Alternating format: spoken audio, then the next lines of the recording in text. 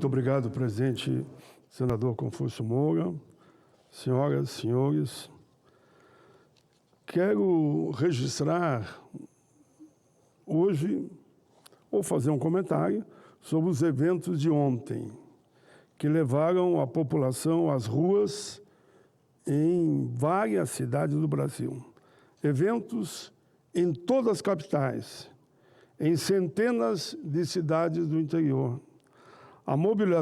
Essa mobilização no Brasil, segundo analistas, ultrapassou tranquilamente a mais de 1 milhão de pessoas. Há quem fala 1,5 milhão, 2 milhões, eu prefiro dizer que ultrapassou a mais de 1 milhão de pessoas. Vamos em frente. Essa mobilização foi para dizer não, principalmente à PEC da impunidade, mas também ao projeto da anistia. Eu estou dando a devida, porque sei que muita gente que pensa diferente do que eu penso, estava lá também. Essa PEC cria uma espécie de escudo que blinda parlamentares de processos e investigações. O projeto de anistia está em debate, que foi julgado no Supremo, não é em debate, mas está na Câmara dos Deputados, foi votada a urgência, né, sobre o que aconteceu em 8 de janeiro. Ou seja, trata-se de um enorme e gravíssimo retrocesso na vida política e democrática do país. Por isso, eu diria, tanta gente foi às ruas no dia de ontem. A nossa democracia foi conquistada a duras penas.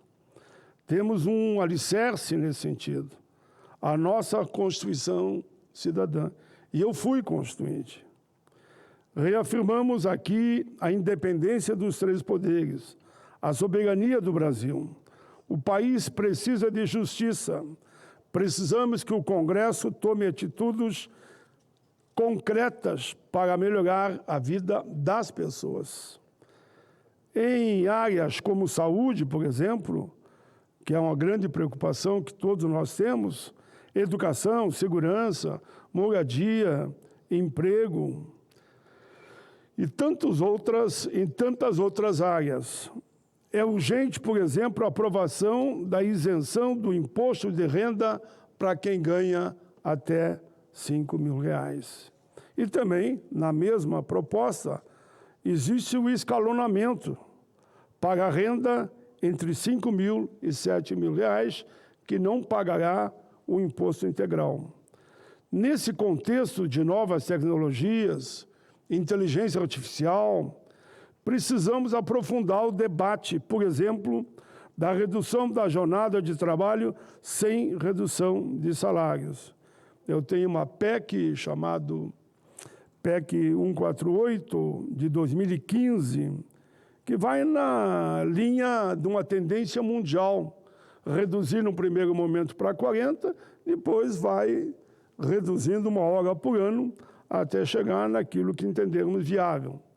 A França, por exemplo, a carga horária é 36 horas, mas 90% dos setores já estão com 32 horas. As outras pautas também urgentes, a taxação dos super ricos, a redução dos altos salários. Como eu disse hoje pela manhã, eu estou me referindo a quem ganha mais de 100 mil por mês, 200 mil, e tem na área pública. Quer ganhar 100 mil, quer ganhar 200 mil, vá para a área privada, é legítimo, né? Faz parte de qualquer país do mundo que se diz democrata como o nosso, né? Que possamos, com serenidade, fazer o melhor para a população brasileira, com muito equilíbrio.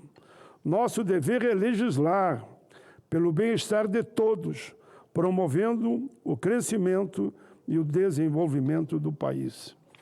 Senhor presidente, na mesma linha, eu leio agora, me comprometi a ler, a nota da bancada do PT neste cenário.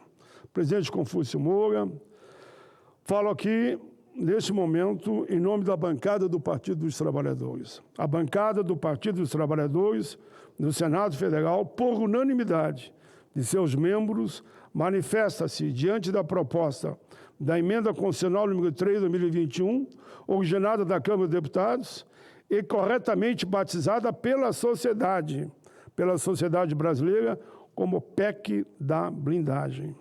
Essa proposta é um verdadeiro atentado contra os princípios republicanos consagrados pela Constituição Cidadã de 1988. Ela afronta de modo direto o caput do artigo 5º, que estabelece que todos são iguais perante a lei, ao criar privilégios injustificáveis para parlamentares, como foi a PEC aprovada na Câmara. Subverte-se a lógica elementar do Estado democrático de direito. O mandato não é um salvo-conduto para a impunidade. Os representantes do povo devem servir a nação com humildade e responsabilidade. Jamais buscar refúgio ou prerrogativas que os transformem em uma caça intocável de alecrins dourados. A proposta em debate não fortalece o parlamento, enfraquece-o, ao convertê-lo em abrigo para a proteção de atos ilícitos, isolando-o do povo que lhe dá a legitimidade. Foi o povo que nos botou aqui. O parlamento brasileiro já dispõe de prerrogativas suficientes para o exercício de sua função. Criar mecanismo de blindagem é romper com o dever republicano de exemplo e probidade. É transformar o mandato, que deve ser instrumento de defesa da democracia e dos direitos sociais, em um escudo pessoal, sou obrigado a dizer, para a prática de crimes. A bancada do PT no Senado, fiel à história e aos princípios fundantes do partido, afirma que o seu compromisso permanente com os valores democráticos republicanos da Constituição de 1988. Repito, eu estava lá, eu fui constituinte. Decide, por unanimidade, fechar questão, votaremos imediata e integralmente contra essa proposta. Votaremos imediata e integralmente contra essa proposta. O único destino possível para a chamada PEC da blindagem é a lata do lixo da história. Assinam essa nota Rogério Carvalho, Augusto Brito, todos senadores do PT, Jacques Wagner, Rodolfo Rodrigues, Beto Faro, Fabiano Contarato, Humberto Costa, Paulo Paim, que é o que vos fala, e Tereza Leitão. Senhor presidente, como eu tenho um compromisso às 15 horas, eu vou, na segunda parte, uma que é de suma importância também, vou tentar apresentar esse comentário que vou fazer aqui, nesses 11 minutos que eu ainda tenho. Senhor presidente Confúcio Moura, senhoras e senhores, senadores e senadoras, senador Girão, que já está aqui no plenário, venho à tribuna para falar de um tema que toca diretamente a vida de cada brasileiro e brasileira, o direito à alimentação. O artigo 6º da nossa Constituição expõe a alimentação como direito sagrado. A alimentação é direito humano básico, enquanto a fome é a negação desse direito. Alimentar o povo é decisão política, é ato de grandeza humana. Alimentar é gesto de amor. Se há fartura, que haja partilha, que se reparta o pão. Quero registrar e valorizar o extraordinário trabalho que vem sendo realizado pela Companhia Nacional de Abastecimento CONAB, sob a presidência de Edgar Preto, filho de Adão Preto, amigo meu, que foi deputado federal. Sendo o trabalho do Edgar, que já foi deputado estadual, elogiado muito pelo presidente Lula. Quando assumiu em 2023, a situação era dramática. A CONAB estava praticamente sendo desmontada.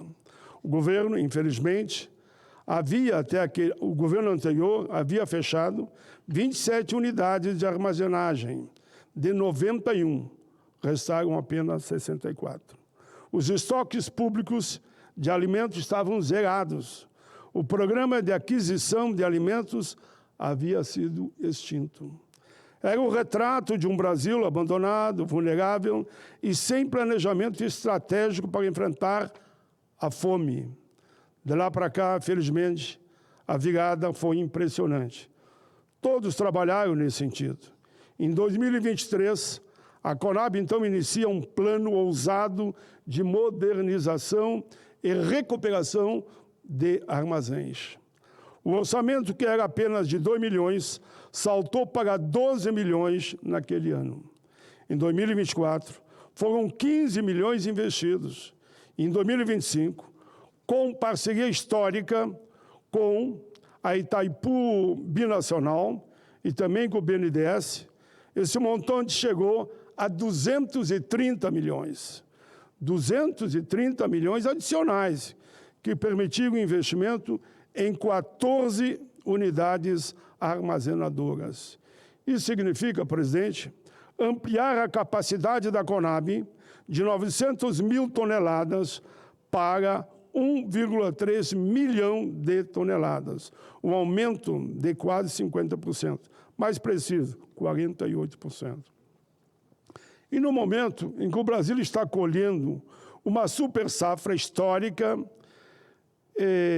que é recorde de grãos, estima-se em 350 milhões de toneladas, um aumento de 16,3% em relação à safra do ano passado, um aumento de quase 50 milhões de toneladas. A estimativa da área plantada é de 81,74 milhões de hectares, aumento de 2,3% em relação à safra passada. No Rio Grande do Sul, que é o meu estado, e também do Edgar, a produção de 35,9 milhões de toneladas. Repito, no Rio Grande do Sul, produção de 35,9 milhões de toneladas. Na área plantada, a estimativa é de 10,61 milhões de hectares. É o quarto maior produtor de grãos do país. O quarto maior produtor de grãos do país. Sublinho que é fundamental termos estoques públicos, armazéns preparados e planejamento eficiente. Mas não é só de números que estamos falando. Estamos falando de gente, de comida no prato, de agricultura familiar. A mistura de terra, as mãos semeia o ventre que faz nascer a vida. E ensina que o pão que dela brota deve ser dividido na fluidez constante dos rios da alma e das coisas simples que o coração fala. O presidente da Conab, Edgar Preto, tem origem nesse setor. É agricultor familiar, conhece muito bem os problemas e as necessidades e, por isso, fortaleceu tanto o programa de aquisição de alimentos retomada pelo governo Lula. Já movimentou mais de 1 bilhão em 2023 e 2024, beneficiando diretamente 69 mil agricultores em todo o Brasil, sendo 67% mulheres, 19% de povos e comunidades tradicionais e mais de 3% indígenas. Foram 132 mil toneladas de alimentos distribuídos para creches, escolas, hospitais e entidades que atendem os mais vulneráveis. E o que se projeta para 2025 é ainda mais audacioso, quase 1, bilhão demandados, 237 mil toneladas de alimentos e a participação de mais de 5.700 cooperativas e associações. Isso significa, de forma bem realista, e não só sonhadora, mais comida saudável, mais geração de renda no campo e mais dignidade para as famílias brasileiras.